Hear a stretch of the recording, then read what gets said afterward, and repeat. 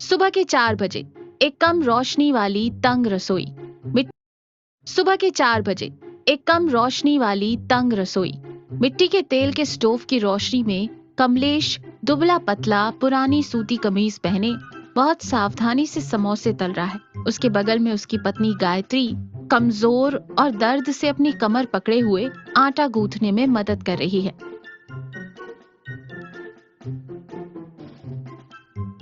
कमलेश बहुत धीरे से चिंता के साथ कहता है, गायत्री, तुम आराम क्यों नहीं करती? डॉक्टर ने तुम्हारी रीढ़ की हड्डी को तकलीफ देने से सख्त मना किया है।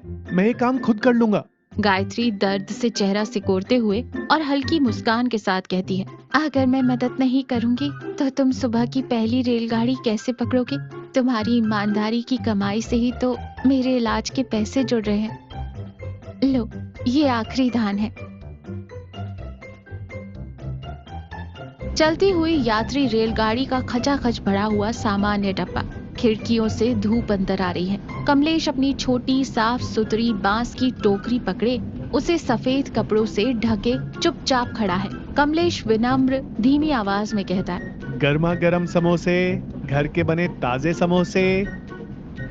अचानक डिब्बे का दरवाजा बड़े शोर के साथ खुलता है। गिरीश, एक भारी भरकम शरीर वाला, चमकीली कमीज, मोटी सोने की चेन पहने और भड़कीले रंगों से रंगी एक बड़ी एल्युमिनियम की थाली लिए अंदर आता है। वो यात्रियों को बेरहमी से धक्का देता हुआ आगे बढ़ता है। गिरीश गरजती हुई अहंकारी आवाज में कहता है, हटो, रास्ता छोड़ो। गिरीश भाई के खास समोसे आ गए। गिरीश जानबूझकर अपनी बड़ी थाली से कमलेश के कंधे पर जोर से धक्का मारता है। कमलेश की टोकरी लगभग गिरने वाली होती है, लेकिन वो उसे बचा लेता है। गिरीश उसे घूर कर देखता है और मजाक उड़ाते हुए कहता है, अरे ओ फटे हाल, ये रेलगाड़ी मेरी है। तेरा ये सूखा हुआ माल यहाँ कोई नहीं खाएगा। जा किसी स्टेशन के बाहर बैठकर भीख मांग। कमलेश डरे हुए स्वर में कहता है, गिरीश भाई, रेलगाड़ी तो सबकी है। मुझे भी अपनी पत्नी के इलाज के लिए 2 पैसे कमाने हैं। गिरीश जोर से हंसते हुए यात्रियों को संबोधित करते हुए कहता है, सुना तुम लोगों ने? इलाज? अरे इसके समोसे खाकर तुम सब बीमार पड़ जाओगे। मेरे समोसे देखो, एकदम कड़क। यात्री गिरीश के आत्मविश्वास से प्रभावित हो जाते हैं। वह सब उसी के समोसे खरीदते हैं। कोई भी कमलेश पर ध्यान नहीं देता। कमलेश भारी मन से अपनी टोकरी पकड़ते चुपचाप एक कोने में खड़ा रह जाता है। दिन भर फोन देखकर आपका डेटा बर्बाद हो रहा है, आपकी जिंदगी बर्बाद हो रही है। अगर आपको वीडियो देखना पसंद है तो वीडियो देखकर रह जाता है। दोपहर का समय, रेलगाड़ी हरे भरे ग्रामीण इलाके से गुजर रही है। कमलेश बेहद निराश है क्योंकि उसका एक भी समोसा नहीं बिका है। एक बुजुर्ग जिनका नाम रघुनाथ है, खिड़की के पास बैठे हैं और अपना पेट पकड़े हुए हैं और पास से गुजर रहे गिरीश को बुलाते हैं। भाई, एक समोसा देना। सुबह से कुछ नहीं खाया, मुझे मधुमेह की बीमारी है। गिरीश रघुनाथ के साधारण कपड़ों को देखकर ये मानकर कि उसके पास पैसे नहीं है, कहता है, मेरे पास छुट्टे नहीं है बुड्ढे। ये खास समोसा है, तेरे बस का नहीं है। गिरीश अहंकार से दूर चला जाता है। ये देखकर कमलेश धीरे से रघुनाथ के पास जाता है और अपनी टोकरी पर रखा कपड़ा हटाता है। ताजे समोसों से गर्म भाप उठ रही है। कमलेश सम्मान पूर्वक कहता है, बाबूजी, आप ये खा लीजिए। इसमें मिर्च कम है और तेल भी साफ है। पैसे की चिंता मत कीजिए। रघुनाथ एक निवाला खाता है। उसकी आंखें आश्चर्य से बड़ी हो जाती हैं। वो घर के बने खाने के असली स्वाद का आनंद लेते हुए अपनी आंखें बंद कर लेता है। रघुनाथ प्रसन्न होकर जानबूझकर जोर से बोलता है, वाह, ऐसा स्वाद तो बरसों से नहीं चखा। ऐसा लगता है जैसे घर में माँ के हाथ का खाना खा रहा हूँ। बेटा, तुम्हारे हाथों में तो जादू है। रघुनाथ अपनी जेब से कड़क 500 का नोट निकालता है और कमलेश के हाथ में रख देता है। कमलेश हिचकिचाते हुए कहता है, बाबूजी, ये बहुत ज्यादा है। रघुनाथ कमलेश की पीठ थपथपाते हुए कहता है, ये तुम्हारी मेहनत और ईमानदारी का इनाम है, इसे रख लो। रघुनाथ की तारीफ सुनकर पास बैठे 3 अन्य यात्री भी कमलेश के समोसे मांगते हैं। कमलेश के समोसे बिकने लगते हैं और उसके चेहरे पर मुस्कान आ जाती है।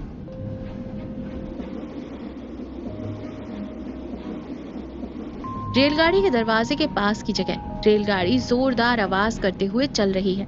कमलेश राहत के साथ अपनी कमाई गिन रहा है। गिरीश जलन और क्रोध से लाल चेहरा लिए वहां आता है और कमलेश के हाथ से 500 का नोट छीनते हुए कहता है, आजकल बहुत उड़ रहा है तू, मेरे ग्राहकों को अपनी मीठी बातों में फंसा रहा है। कमलेश हताश होकर नोट लेने के लिए हाथ बढ़ाता है। मेरे पैसे वापस कर दो गिरीश, वो मेरी पत्नी की दवाइयों के लिए है। गिरीश क्रूरता पूर्वक हंसते हुए नोटों को हवा में बाहर फेंक देता है।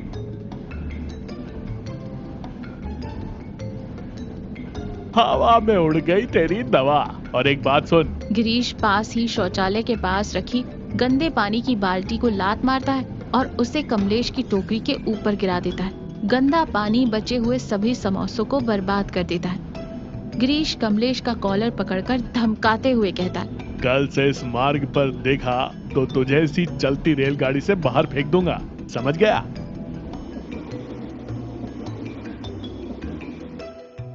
आधी रात कमलेश और गायत्री की रसोई। कमलेश जमीन पर बैठा अपना सर पकड़े रो रहा है। बर्बाद हुई खाली बांस की टोकरी पास ही पड़ी है। गायत्री लोहे का एक छोटा डिब्बा लाती है। कमलेश कांपती हुई आवाज में कहता है, सब खत्म हो गया गायत्री, वो राक्षस हमें जीने नहीं देगा। तुम्हारे इलाज के पैसे मैं हार गया। गायत्री दृढ़ संकल्प के साथ डिब्बा खोलकर अपनी एकमात्र सोने की बालियां निकालती है। हम हार नहीं मानेंगे। कल सुबह तुम इन्हें सुनार के पास गिरवी रख देना, हम नया सामान लाएंगे। सच्चाई की नींव पर बना घर इतनी आसानी से नहीं गिरता कमलेश।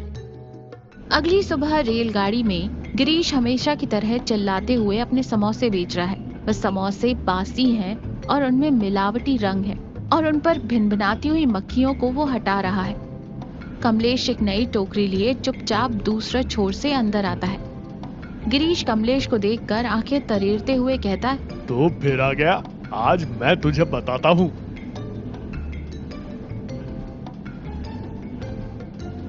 इससे पहले कि गिरीश आगे बढ़ पाता, सफारी सूट पहने एक शख्स अधिकारी धर्मपाल हाथ में रजिस्टर लिए गिरीश का रास्ता रोक लेता है। उसके पीछे तो रेलवे पुलिस के सिपाही खड़े हैं। अधिकारी धर्मपाल आधिकारिक पूर्ण स्वर में कहता है, रेलवे खान पान निरीक्षण, इस मार्ग पर लगातार विषाक्त भोजन की शिकायतें आ रही हैं। दिखाओ अपना सामान। गिरीश घबरा जाता है लेकिन जबरदस्ती एक झूठी मुस्कान लाते हुए कहता है, अरे साहब, मैं तो गिरीश हूँ, इस रेलगाड़ी का सबसे पुराना और मशहूर व्यापारी। मेरे समोसे तो एकदम सर्वश्रेष्ठ हैं। अधिकारी धर्मपाल गिरीश की थाली से एक समोसा उठाकर तोड़ता है। तुरंत एक भयंकर दुर्गंध आती है।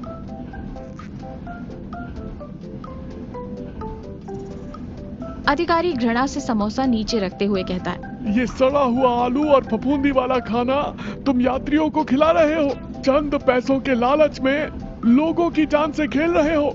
गिरीश पसीने से तरबतर घबराहट में कमलेश की ओर उंगली उठाता है। साहब, ये मेरा नहीं है, ये उस कमलेश का काम है। वो मुझे फंसा रहा है, उसी का माल सड़ा हुआ होगा।